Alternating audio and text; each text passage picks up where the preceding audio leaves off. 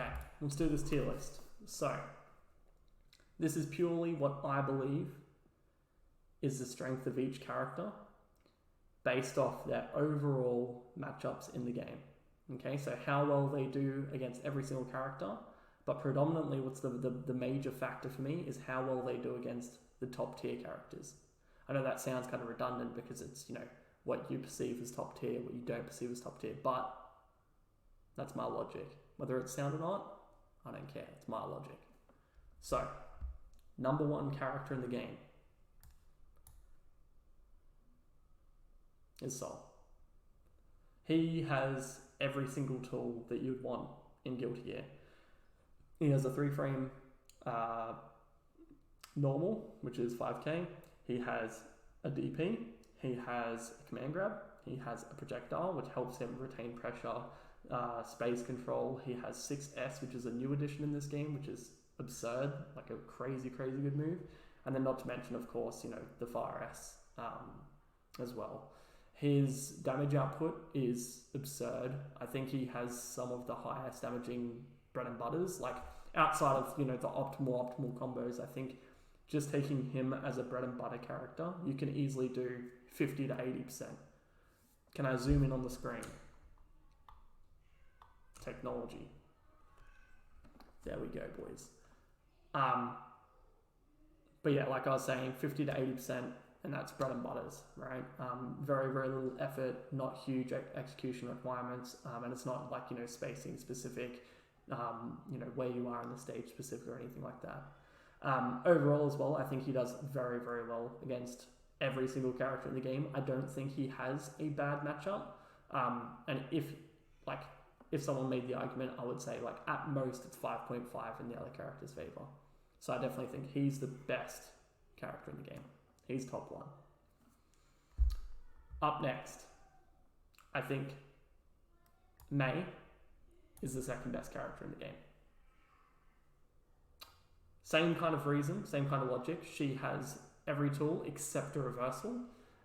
Insane damage output. She has probably the lowest skill floor in the game. Like basically if you learn how to do a charge input, you can play the character. And you know, at a low to mid level, you spam Totsugeki and you're basically going to beat the other person. It really comes into the mid to high level play when people start learning counter Totsugeki before the character even slightly goes down the tier list. At top level play though, I think she still has an insanely strong toolkit. Her jump H is just bonkers in this game.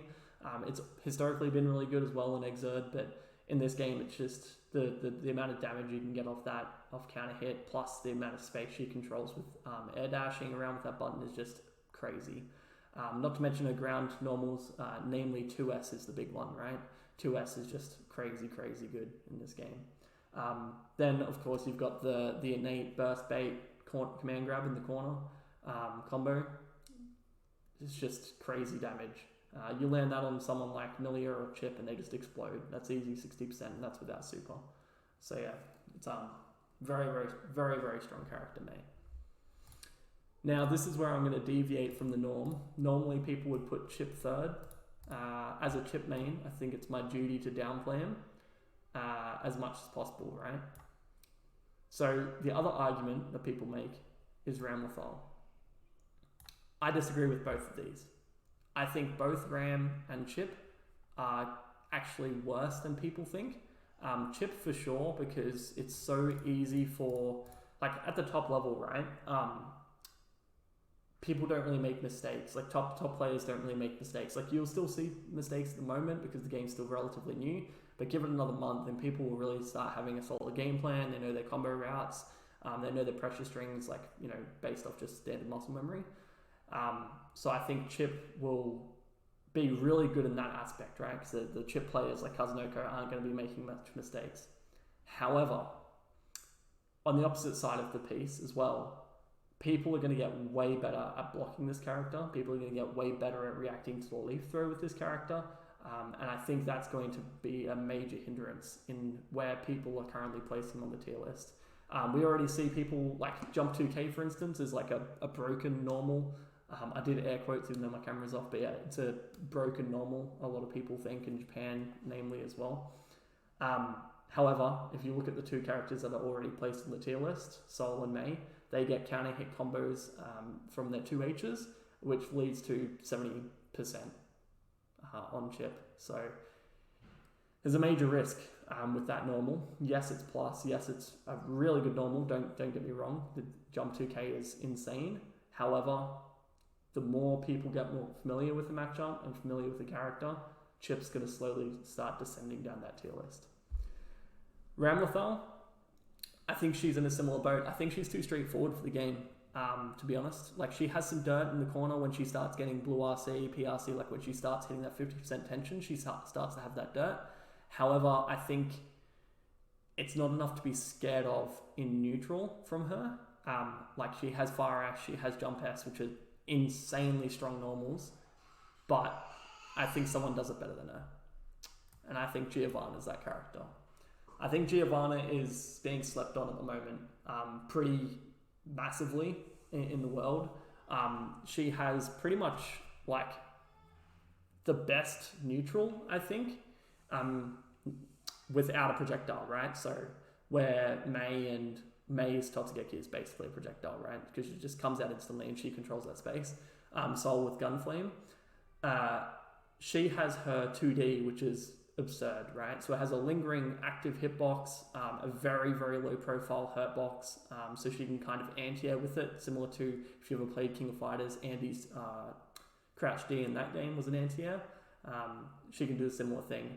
If she gets counter hit on that sweep, it is billions of damage, right?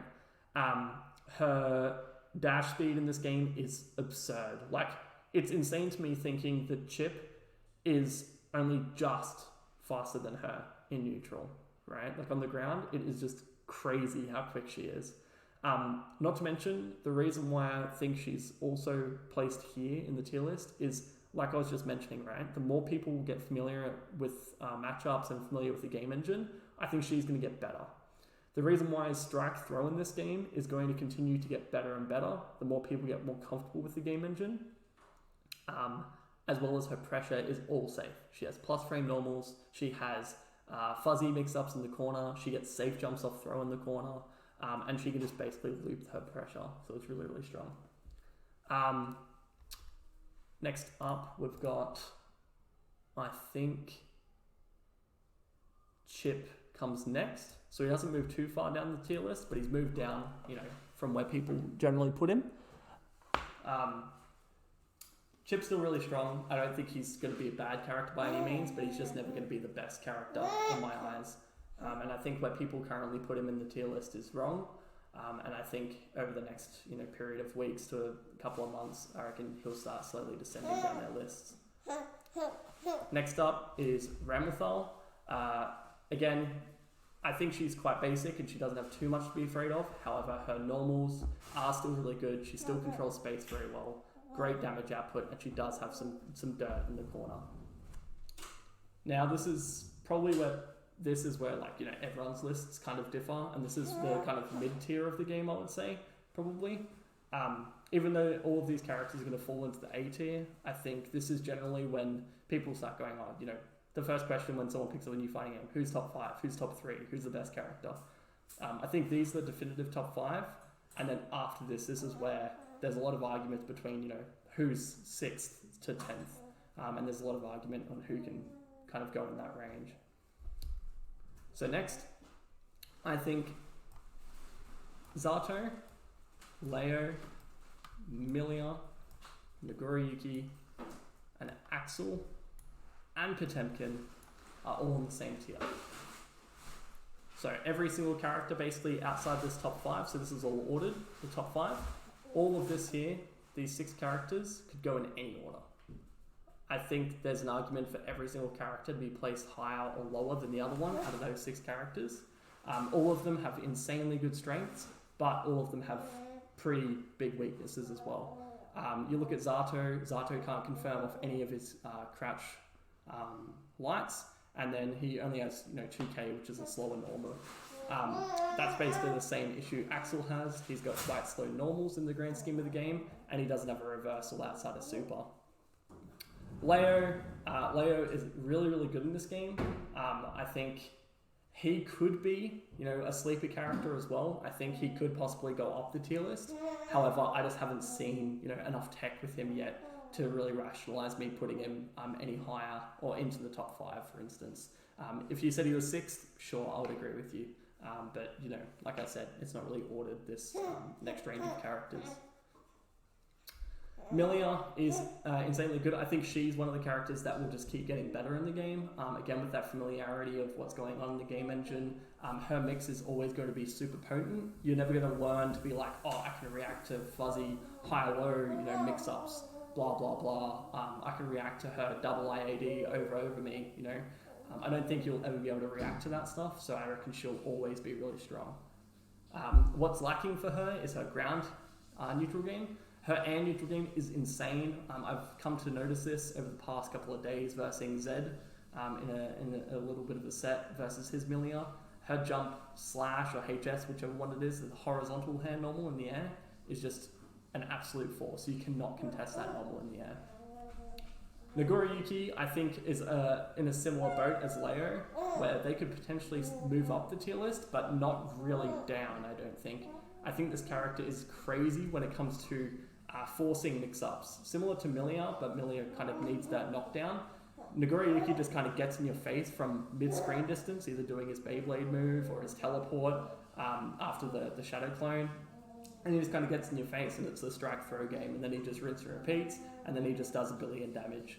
His noticeable weakness is that he's quite slow. He doesn't have the mobility options that every single other character in the game has, bar Pot. But again, then Pot has, different options in that regard. Axel, very, very strong character in terms of space control / zoning. I think he's the strongest zoner in the game. And I think, majority of people would tend to agree with that. However, very slow normals. It's very hard to get people off you when they start rushing you down. So when he's versing Chipp, Giovanna, Leo, characters like that, it can be very, very difficult to get them off you. Next up is Potemkin. I think Potemkin is in a really, really good spot at the moment with the game. I don't know where he's going to go. I think he'll probably sit exactly where he's placed at the moment, kind of in that top 10 range character. I don't think he'll ever fall into the top 5. And I don't think, unless, they start nerfing the character crazily, I don't think he's going to fall into the bottom tier. So all 6 of these characters are interchangeable. I could see the argument, again, for any of them being placed at the bottom of this 6 character pool outside the top 5, and I could see the argument putting them at the top. I can really just, interchange any of those characters. Next up, I've got the B tier. So, I actually think there's only one character that falls into B tier, and that's my man Loust. Even though I personally don't think Faust is that bad, I actually don't really agree with a lot of the major complaints that people make about Faust. He definitely does have disparaging and stark differences compared to the rest of the cast, right? Where I just kind of listed the weaknesses for all of the other characters that are in that 6 to 10 range. Faust's weaknesses are I'm negative on hit or punishable on hit. And in the grand scheme of the games, in older games, that might have been fine. A few characters might have had a few punishable on hit things. But in this game, that is very, very uncommon, right? So I think he is probably the most lackluster character in the game. And that's why, generally speaking, people are like, he sucks. I don't think he sucks. I just think he doesn't have the crazy good toolkit that every other character in the game has. Next up is Eno. Eno falls into A tier as well. I think Eno doesn't really get to contend with these 6 characters here. If I really wanted to, I'd probably split this out even further. I'd make Soul SS, make the May to Ramthal into S tier, and then I'd probably put the rest into A tier after that. The reason why Eno kind of comes after those 6 characters is because her neutral stinks. Basically, it's you pick up Eno and you want to start playing her, you have to be super sporadic with stroke the big tree and air dashing around like crazy, right? And you just hope and pray that the other person is just not able to react to what you're trying to do. as the game goes on, she definitely has the mix, and I think people like Daru, being probably the best Ino player back in Exerd, will continue to be a massive force with Ino in this game. However, her neutral is always going to suck. Unless Arxis do something drastic and change her completely, or change something quite insane about her dash speed or something, her neutral is probably always going to be quite lackluster. So she's never going to be the best character in the game, but she's never going to be the worst character in the game, I don't think. She'll just kind of be a mid-tier character as well. Next up is Kai. Kai falls underneath these guys, kind of similar to Faust, actually, but without the punishable on hit stuff, right? He kind of just is a jack of all trades, but a master of none. I think that's probably the best way to put him in this game. Losing the high-low mix-ups that he's had historically in the previous iterations of Guilty Gear, I think has really hurt him. Even having it in this game, I don't think that would be a massive game-breaking thing for him to get his mix-up that he previously had in Exerd, where he got to do sweep into the meaty, heavy fireball, and then he got to do the jump up forward, air dash, high-low. I think that'd be a perfect addition for Kai. And then you might just want to, look at maybe the scaling of his damage, because if he becomes a Vortex character, you probably don't want him dishing out too much damage, even though his damage routes, damaging combo routes don't generally pop up that often anyway. So he's in an interesting spot. I think he could be surprising, like in a few months' time, and there might be some tech that comes out that really makes him become a stronger character in the game. However, I don't really think he needs any buffs or nerfs. I think he can just stay where he is currently and be an okay character.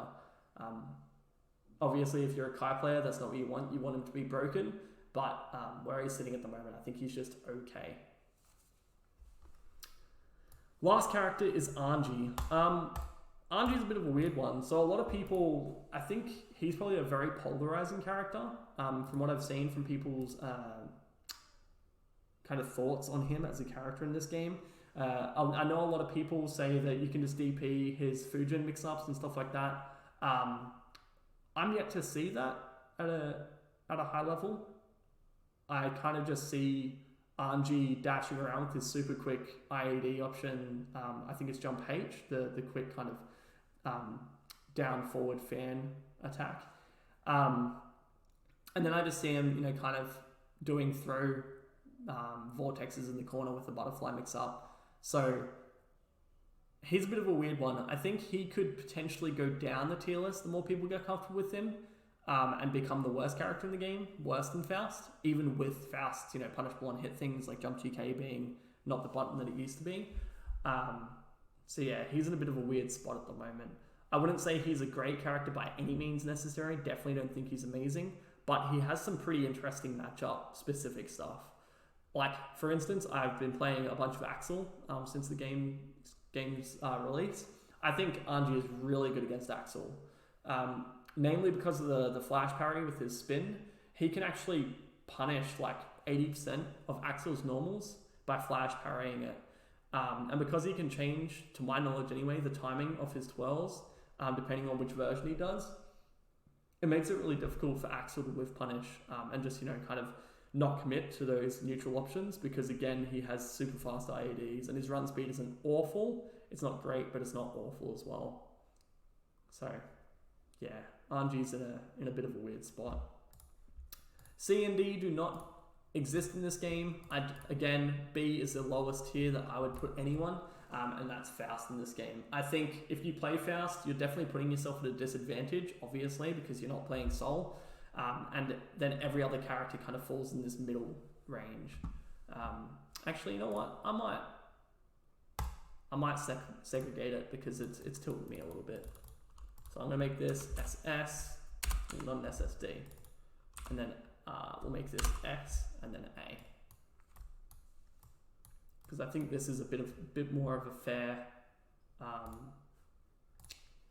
It could even go one further, like this,